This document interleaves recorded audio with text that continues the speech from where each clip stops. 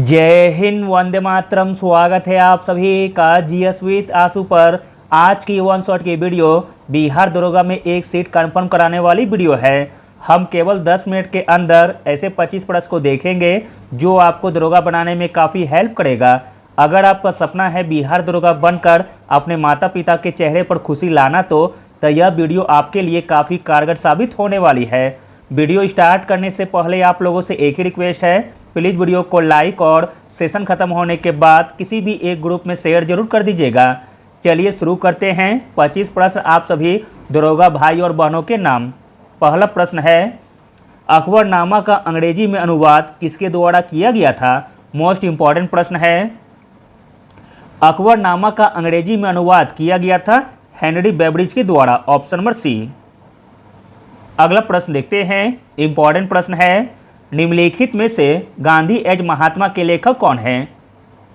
Gandhi as महात्मा के लेखक हैं शाहिद अमीन, ऑप्शन नंबर बी। अगला प्रश्न देखते हैं, इम्पॉर्टेंट प्रश्न है, स्थिरता के साथ विकास और आत्मनिर्भरता की प्रगतिशील उपलब्धि किस पंचवर्षीय योजना का उद्देश्य था? आंसर है ऑप्शन नंबर सी, चौथी पंचवर्षीय योजना का। चौथी पंचवर्षीय योजना का कार्यकाल 1969 से लेकर 1974 के बीच था। इस योजना के उद्देश्य स्थिरता के साथ विकास और आत्मनिर्भरता की प्रगतिशील उपलब्धि थे।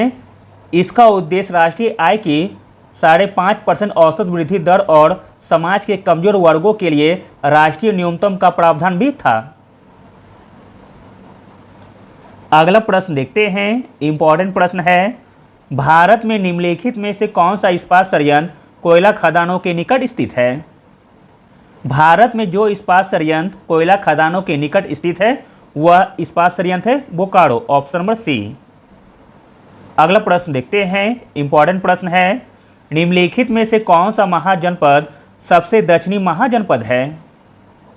सबसे दक्षिणी महाजनपद हो जाएगा Asmaka, option number A. Asmaka वर्तमान तेलंगाना और महाराष्ट्र में गोदावरी के तट पर स्थित था। अगला प्रश्न देखते हैं, इम्पॉर्टेंट प्रश्न है, पेट्रोलियम की रिफाइनिंग में शामिल होने वाली प्रक्रिया कौन सी है? तो दोस्तों वह प्रक्रिया का नाम है प्रभाजी आसवन, ऑप्शन नंबर सी। अगला प्रश्न देखते हैं, इम्पॉर्टेंट प्रश्न है, वह सूक्ष्म जीव जिसके पास नाइट्रोजन के स्थिरीकरण की क्षमता होती है? नाइट्रोजन के स्थिरीकरण की क्षमता होती है राइजोबियम में, ऑप्शन नंबर ए। अगला प्रश्न देखते हैं, मोस्ट इम्पॉर्टेंट प्रश्न है, माही कंचन और माही धवल किस फसल की किस्म है? माही कंचन और माही धवल किस्म है मक्का की, ऑप्शन नंबर ए। अगला प्रश्न देखते हैं, इम्पॉर्टेंट प्रश्न है, किशनगढ़ चित्रकला किस राज्य से संबंधित है? तो दोस्तों किशनगढ़ चित्रकला संबंधित है राजस्थान राज्य से, ऑप्शन नंबर सी। अगला प्रश्न देखते हैं, निम्नलिखित में से कौन लोकप्रिय कविता झांसी की रानी के कवित्री हैं या कवि हैं? तो दोस्तों झांसी की रानी के कवित्री हैं Subhadra Kumari Chauhan, option number D. अगला प्रश्न देखते हैं, पारिस्थितिकी तंत्र या पारिस्थितिकी तंत्र शब्द सबसे पहले किस वैज्ञानिक ने गढ़ा था? इम्पॉर्टेंट प्रश्न है। तो दोस्तों पारिस्थितिकी तंत्र या पारिस्थितिकी तंत्र शब्द सबसे पहले गढ़ा गया था आर्थर टॉन्सले के द्वारा, ऑप्शन नंबर बी। अगला प्रश्न देखते हैं, शिवाजी के बाद गुरिल्ला रणनीति के सर्वश्रेष्ठ प्रतिपादक के तौर पर किसे जाना जाता है? इम्पॉर्टेंट प्रश्न है। शिवाजी के बाद गुरिल्ला रणनीति के सर्वश्रेष्ठ प्रतिपादक के तौर पर जाना जाता है बाजीराव प्रथम को, ऑप्शन नंबर सी। अगला प्रश्न देखते हैं, प्रश्न इंपॉर्टेंट है, 2011 की जनगणना के अनुसार भारत में निम्न में से किस राज्य की प्रजनन दर सबसे अधिक है?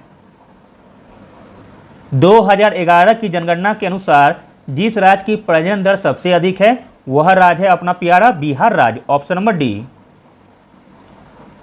भारत में 2011 की जनगणना के अनुसार उच्चतम प्रजनन दर वाला राज्य बिहार था जिसकी कुल प्रजनन दर 3.4 थी। अगला प्रश्न देखते हैं, डबल फॉल्ट शब्द किस खेल से संबंधित है? डबल फॉल्ट शब्द संबंधित है टेनिस से, ऑप्शन नंबर सी। अगला प्रश्न देखते हैं, भारतीय परमाणु कार्यक्रम के जनक के रूप में किसे जाना जाता है?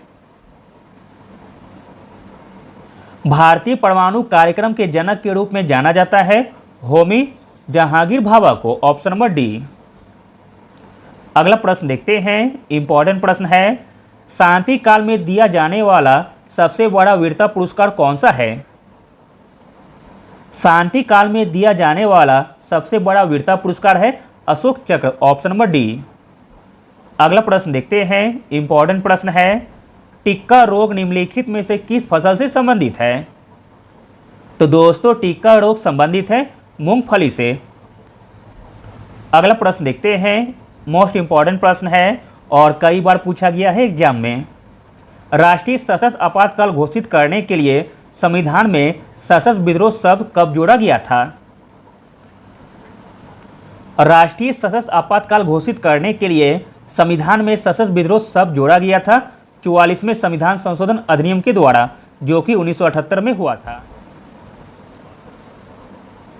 अगला प्रश्न देखते हैं, इंपॉर्टेंट प्रश्न है, डिस्कस थ्रो प्रतिस्पर्धा के संदर्भ में महिलाओं के लिए धातु डिस्क का वजन कितना होता है?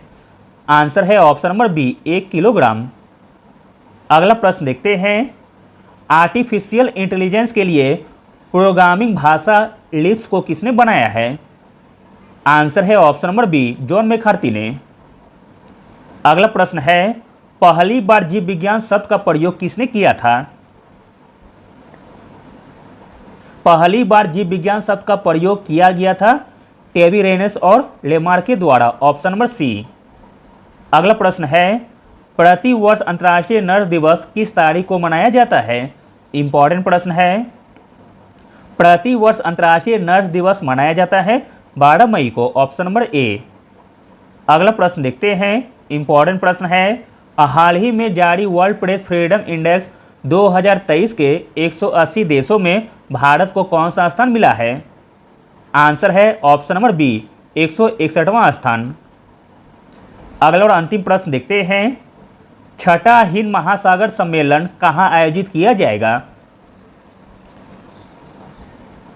छठा हिंद महासागर सम्मेलन आयोजित किया जाएगा ढाका में, option number C. Thank you.